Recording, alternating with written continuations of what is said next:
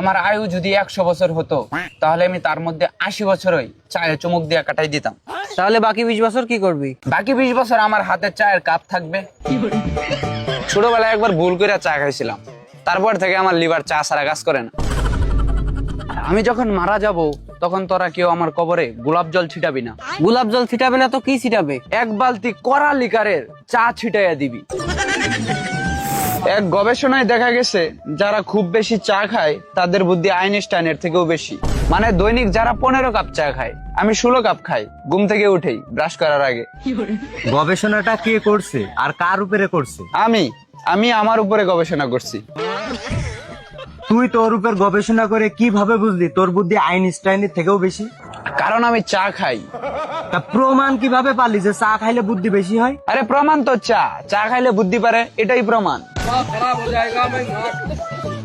এই মামা, আমার এই কাপে আরেক কাপ রং চা দাও, কড়া লিকারে দিও, 180 ডিগ্রি সেলসিয়াসে ফুটাবা, 3 মিনিট 42 সেকেন্ড। কালকে একটা মশা আমারে কামড় দিছিল, বেচারা কামড় দিয়েই বেহুশ। কি কস? হ্যাঁ, কড়া লিকারের চা খাই তো। পৃথিবীর অষ্টম আশ্চর্য কি জানিস? কি? আমার চায়ের কাপ, কারণ এটা কখনোই খালি হবে না।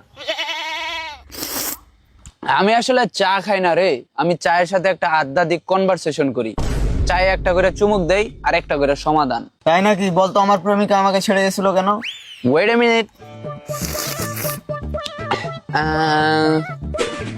তোর প্রেমিকা তোকে ছেড়ে গেছিল কারণ তুই চা খাস না। কচু বলছো? আমি ওরে রেখে আরেকটা মেয়ের সাথে ইন্টু পিন্টু করছিলাম, তাই ওই জন্য চলে গেছি। তুই চা খাস না দেখে এত জঘন্য রকমের কাজ করতে পারছস। আচ্ছা, তুই এবার চায়ে চুমুক দিয়ে বলতো ডাইনোসর কেন বিলুপ্ত হয়েছিল? দয়া করে একটু অপেক্ষা করুন। এটা তো খুবই সহজ, কারণ ডাইনোসরের যুগে তখনো চায়ের পাতা আবিষ্কৃত হয়নি, আর তারা চা খেতে পারেনি বলেই রাগ করে বিলুপ্ত হয়ে গেছে। মোনালিসার হাসির রহস্য জানিস? না, জানি না, তুই বল।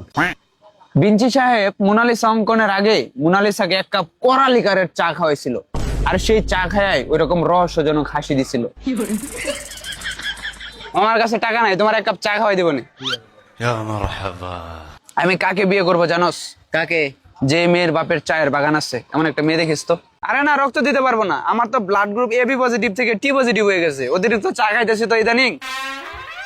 আরে বললাম তো রক্ত দেওয়া যাবে না। একবার রক্ত দিতে গেছিলাম, ডাক্তার সিরিঞ্জ ঢুকায় দেখছে আমার শরীর থেকে শুধু চা বেরোইতেছে, রক্ত বেরোয় না।